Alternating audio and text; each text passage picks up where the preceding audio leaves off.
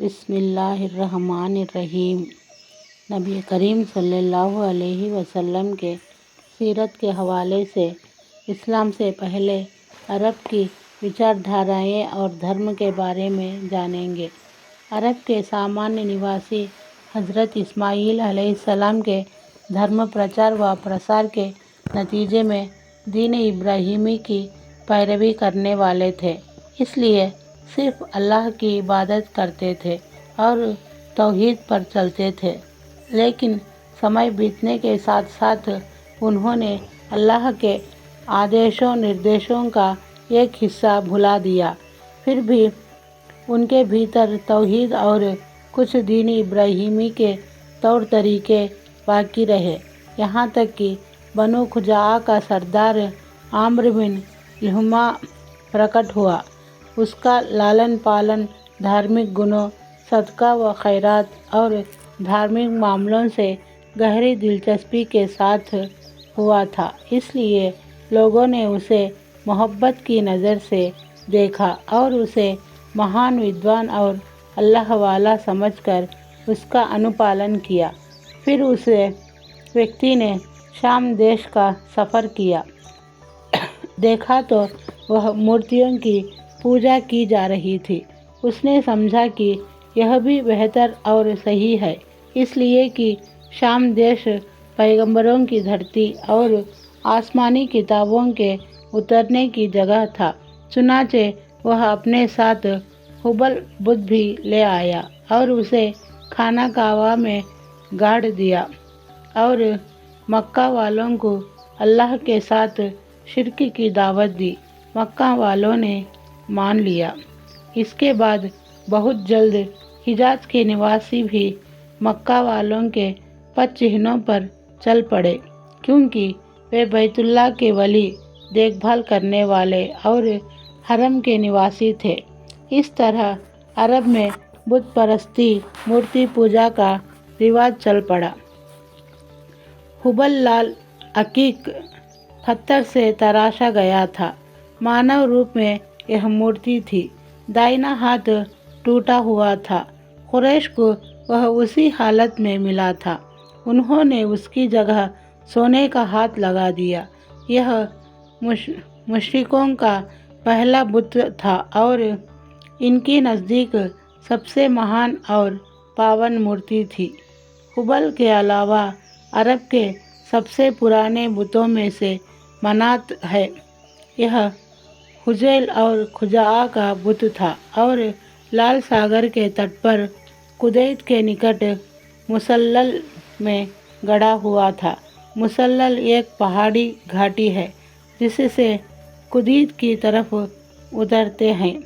اس کے بعد طائف میں لات نامک بت وجود میں آیا، وہ ثقیف کا بت تھا اور ورتمان مسجد طائف کے بائیں کنارے کی جگہ پر تھا۔ پھر نخلا کی گھاٹی میں ذات عرق سے اوپر عزا گڑھا گیا۔ یہ قریش، بنو کنانہ اور دوسرے بہت سے قبیلوں کا بت تھا اور یہ تینوں عرب کے سب سے بڑے بت تھے۔ اس کے بعد حجاز کے ہر خطے میں شرک کی ادھکتا اور بتوں کی بھرمار ہو گئی۔ کہا جاتا ہے کہ ایک جن عمرو بن لحیٰ کے قبضے میں تھا، اس نے بتایا کہ نوح کی قوم کے بت ارتھات بدھ، سواع، یغوث، یعوق اور نصر جدہ میں دبے پڑے ہیں۔ اس سوچنا پر عمرو بن لحیٰ جدہ گیا اور ان بتوں کو کھود نکالا، پھر انہیں تہامہ لایا اور جب حج کا زمانہ آیا تو انہیں مختلف قبیلوں کے حوالے کیا۔ یہ قبیلے ان بتوں کو اپنے اپنے خطوں میں لے گئے، چنانچہ بدھ کو بنو کلب لے گئے اور اسے عراق کے قریبی شام کی دھرتی پر دومت الجندل کے علاقے میں جرش نامی جگہ پر لگا دیا۔ سواع کو ہذیل بن مدرکہ لے گیا اور اسے حجاز کی دھرتی پر मक्का के करीब तटवर्ती क्षेत्र में रबात नामी जगह पर गाड़ दिया। यगूस को बनु मुराद का एक कबीला बनु गतीफ ले गया और सबा के इलाके में जर्फ नामी जगह पर सेट किया। यऊक को बनु हमदान ले गए और यमन की एक बस्ती खैवान में लगाया। खैवान मूलतः कबीला हमदान की एक शाखा है। नस्र को हिमयर कबीले की एक शाखा आल जिलकिलाला ले गए और हिमयर के इलाके में सेट किया। फिर अरब ने इन मूर्तियों के थान बनाए जिनका काबे की तरह आदर करते थे। उन्होंने इन थानों के लिए पुजारी और सेवक भी नियुक्त कर रखे थे और काबे की तरह इन थानों के लिए भी चढ़ावे और भेंट चढ़ाए जाते थे। अलबत्ता काबे को इन थानों में श्रेष्ठ मानते थे। फिर दूसरे कबीले ने भी यही रीति अपनाई और अपने लिए मूर्तियाँ और थान बनाए। चुनाचे कबीला दौस, खसअम और बुज़ैला ने मक्का और यमन के दरमियान यमन की अपनी धरती में तबाला नामी जगह पर जुल्खलसा नाम का बुत और बुतखाना बनाया। बनु तय और उनके अड़ोस पड़ोस के लोग ने अज़मा और सलमा बनु तय की दो पहाड़ियों के बीच फल्स नाम के दो बुत गाड़ दिए। यमन और हिमयर वालों ने सना में रियाम नाम की मूर्तियाँ और थान बनाए।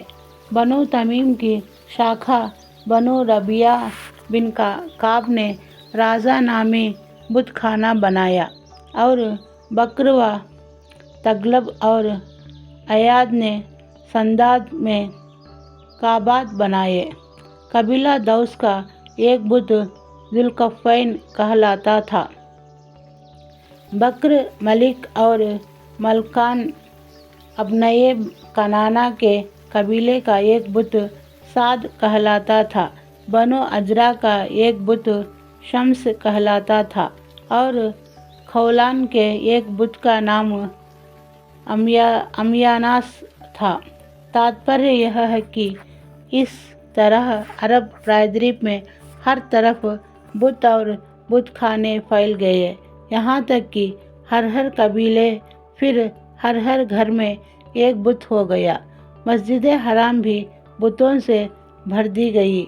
चुनाचे जब अल्लाह के रसूल सल्लल्लाहु अलैहि वसल्लम मक्का पर विजय प्राप्त की तो बैतुल्लाह के गिर्द 360 बुत थे। आप उन्हें एक छड़ी से ठोकर मारते जा रहे थे और वे गिरते जा रहे थे।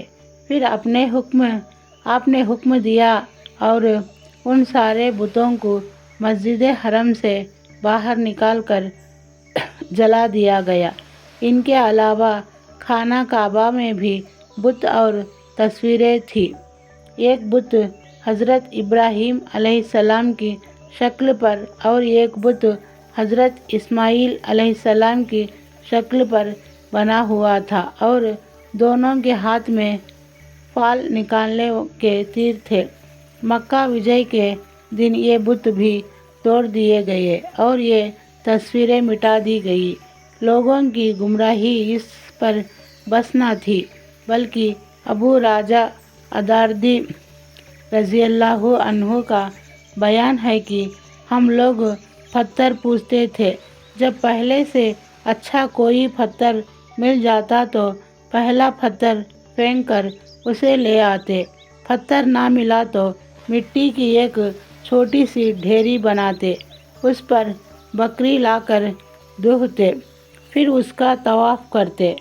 सार यह कि शिर्क और बुतपरस्ती अज्ञानियों के लिए दीन का सबसे बड़ा प्रतीक बन गई थी, जिन्हें इस पर गर्व था कि वे हज़रत इब्राहीम के दीन पर हैं।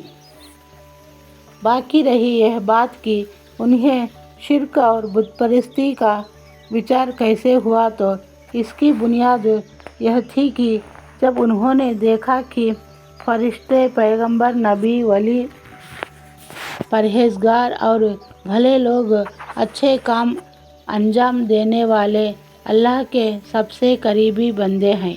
अल्लाह के नज़दीक उनका बड़ा दर्जा है। उनके हाथ पर मौजूज़े और करामतें ज़ाहिर होती हैं।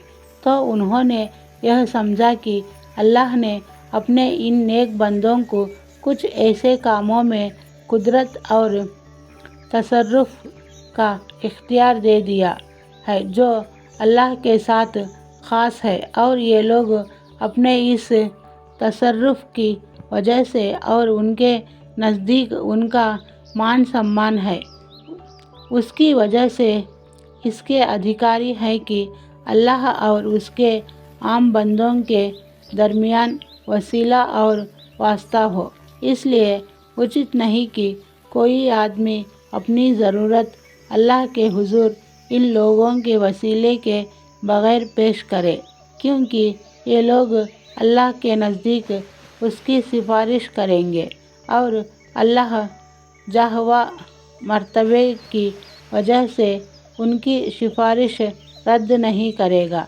इसी तरह मुनासिब नहीं कि कोई आदमी अल्लाह की इबादत उन लोगों के वसीले के बग़ैर करे, क्योंकि ये लोग अपने मर्तबे की बदौलत उसे अल्लाह के करीब कर देंगे। जब लोगों में इस विचार ने जड़ पकड़ लिया और यह विश्वास मन में बैठ गया तो उन्होंने इन फरिश्तों, पैगंबरों और औलिया वगैरह को अपना वली बना लिया और उन्हें अपने और अल्लाह के दरमियान वसीला ठहरा लिया, और अपने विचार में जिन साधनों से उनका कुर्ब मिल सकता था उन साधनों से कुर्ब हासिल करने की कोशिश की। चुनाचे अधिकतर की मूर्तियाँ और स्टैचू गढ़े जो उनकी वास्तविक या काल्पनिक शक्लों के अनुसार थे। इन्हीं स्टैचू को मूर्ति या बुत कहा जाता है। बहुत से ऐसे भी थे जिनके कोई बुत नहीं गढ़ा गए, बल्कि उनकी कब्रों, मज़ारों, निवास स्थानों, पड़ावों पर आराम की जगहों को पवित्र स्थान बना लिया गया और उन्हीं पर नज़र नियाज और चढ़ावे पेश किए जाने लगे। तो उनके सामने झुकाव, आजिज़ी और इताअत का काम होने लगा। इन मज़ारों, कब्रों, आरामगाहों और निवास स्थानों को अरबी भाषा में औसान कहा जाता है, जिनका अर्थ है बुत, और उर्दू ज़बान में इनके लिए सबसे करीबी लफ्ज़ है दरगाह व ज़ियारत और दरबार व सरकार है। मुशरिकों के नज़दीक इन बुतों और मज़ारों वगैरह की पूजा के लिए कुछ ख़ास तरीक़े और रस्म व रिवाज भी थे, जो अधिकतर अम्र बिन लुहया की गढ़े हुए थे। अज्ञानी समझते थे कि अम्र बिन लुहया की ये नई गढ़ी चीज़ें दीन इब्राहीमी में तब्दीली नहीं, बल्कि बिदअत हसना, नई अच्छी बातें हैं। नीचे हम अज्ञानियों के भीतर चल रही बुत परस्ती की कुछ महत्वपूर्ण परंपराओं को कल उल्लेख करेंगे। अस्सलामु अलैकुम व रहमतुल्लाहि व बरकातुहू।